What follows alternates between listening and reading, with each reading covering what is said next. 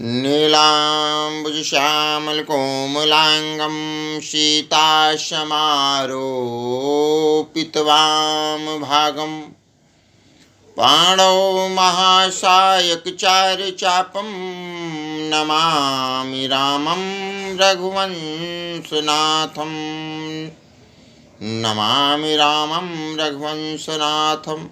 ओम श्री हरि।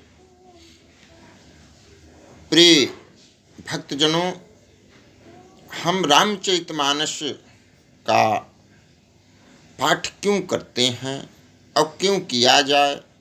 इसमें जो तुलसी बाबा जी ने रामचरितमानस का रचना किया है, उसमें ऐसी क्या बात हैं, क्या शक्तियां हैं, क्या क्या उसमें गुण दोष हैं और क्या निर्देश है,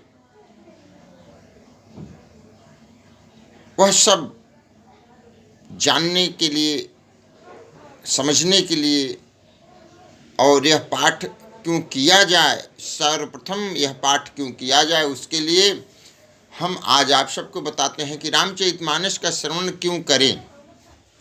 श्री रामचरितमानस का स्थान हिंदी साहित्यों में ही नहीं, जगत के साहित्य में निराला है।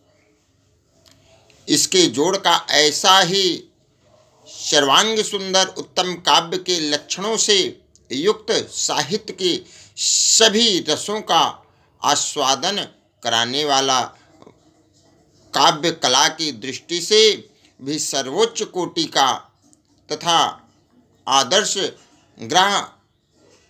गृहस्थ वाले जो होते हैं, गृहस्थ जीवन वाले आदर्श राजधर्म।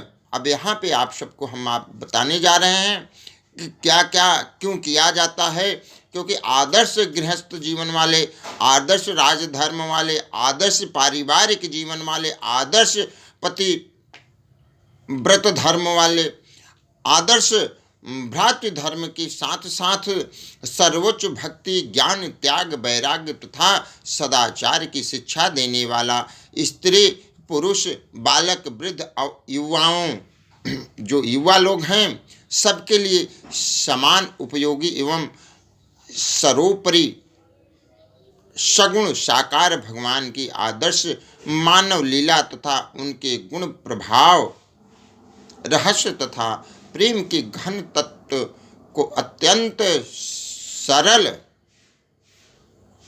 रोचक एवं ओजस्वी शब्दों में व्यक्त करने वाला कोई दूसरा ग्रंथ हिंदी भाषा में ही नहीं, कदाचित संसार की किसी भाषा में आज तक नहीं लिखा गया।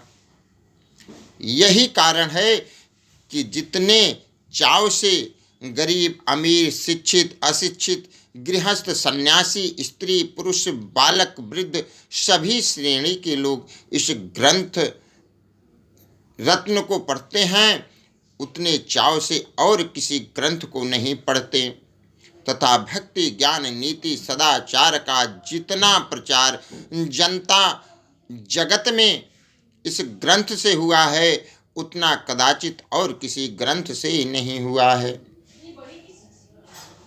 जिस ग्रंथ का जगत में इतना मान हो, उसके अनेकों संस्करणों का छपना तथा उस पर अनेकों टीकाओं का लिखा जाना स्वाभाविक ही है। इस नियम के अनुसार श्री रामचरितमानस के भी आज तक सैकड़ों संस्करण छप चुके हैं। रामायण संबंधी सैकड़ों ग्रंथ भिन्न भिन्न भाषाओं के आ चुके हैं। अब तक अनुमानतः इसकी लाखों प्रतियां छप चुकी होंगी। आए दिन इसका एक नया संस्करण देखने को मिलता है और उसमें अन्य संस्करणों की अपेक्षा कोई न कोई विशेषताएं अवश्य रहती हैं। इसके पाठ के संबंध में भी रामायणी विद्वानों में बहुत मतभेद है। यहाँ तक कि कई स्थलों में तो प्रत्येक चौपाइयों में एक न एक पाठ भेद भिन्न भिन्न संस्करणों में मिलता है। जितने पाठ भेद इस ग्रंथ के मिलते हैं, उतने कदाचित और किसी प्राचीन ग्रंथ के नहीं मिलते। इससे भी इसकी सर्वोपरि लोकप्रियता सिद्ध होती है। इसके अतिरिक्त रामचरितमानस एक आशीर्वादात्मक ग्रंथ है। इसके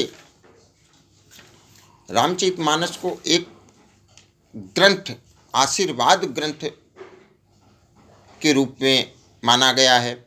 प्रत्येक पद्य को जो श्रद्धालु होते हैं उस लोग मंत्रवत आदर देते हैं और इसके पाठ से लौकिक एवं पारमार्थिक अनेक कार्य सिद्ध होते हैं। यही नहीं, इसका श्रद्धापूर्वक पाठ करने तथा इसमें आए हुए उपदेशों का विचार पूर्वक मनन करने एवं उनके अनुसार आचरण करने से तथा इसमें वर्णित भगवान की मधुर लीलाओं का चिंतन एवं कीर्तन करने से मोक्ष रूपी परम पुरुषार्थ एवं उससे भी बढ़कर भगवत प्रेम की प्राप्ति आसानी से की जा सकती है। क्यों न हो, जिस ग्रंथ की रचना गोस्वामी तुलसीदास जी जैसे अनन्य भगवत भक्त के द्वारा, जिन्होंने भगवान श्री राम सीता जी की कृपा से उनकी दिव्य लीलाओं का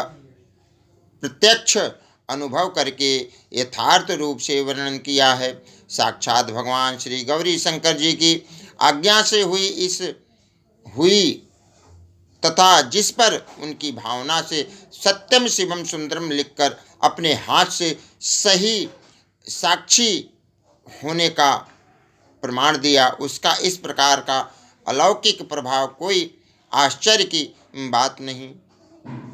ऐसी दशा में इस अलौकिक ग्रंथ का जितना भी प्रचार किया जाएगा, जितना अधिक पठन पाठन एवं मनन अनुशीलन होगा, उतना ही जगत का मंगल होगा। इसमें तनिक भी संदेह नहीं है।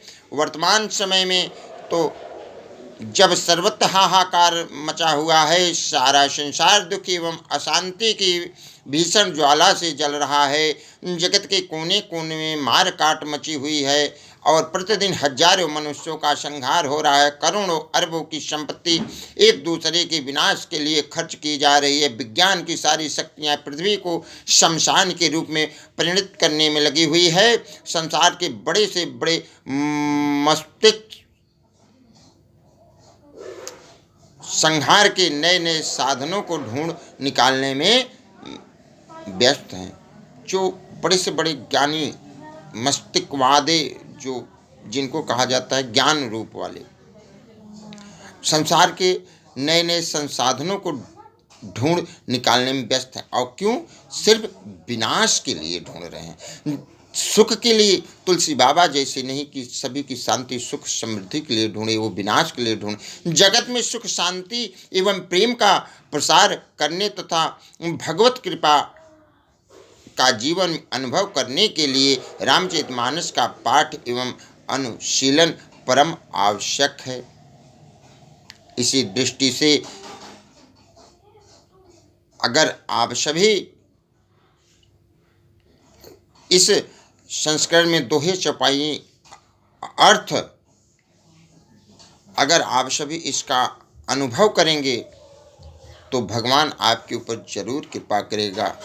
और क्यों पढ़ा जाए, क्यों नहीं पढ़ा जाए, आप सबको इसका पता चल गया होगा कि इसमें क्या ऐसी चीज़ है, रामचरितमानस में क्या ऐसा चीज़ है, क्या ऐसी भेद है कि जिससे हम पढ़ें। आज का जो जीवन हमारा है, सांसारिक जीवन, और विज्ञान इतना आगे बढ़ चुका है कि सिर्फ विध्वंस की बातें करते हुए वो तमाम प्रकार के अपनी सुरक्षा के लिए एक से बढ़ के एक परमाणुओं का संरचना कर रहे हैं। लेकिन वो इनको पता होना चाहिए कि यह विध्वंसात्मक है और आज नहीं कल अपने ऊपर ही ये फट जाएगा। लेकिन तुलसी बाबा जी इतनी ज्ञानी होने के बावजूद भी उन्होंने ऐसी बातें लिख के चले गए कि जिसको संसार अगर पढ़ लिया तो उसके सारे दुख कष्ट नष्ट हो जाएंगे।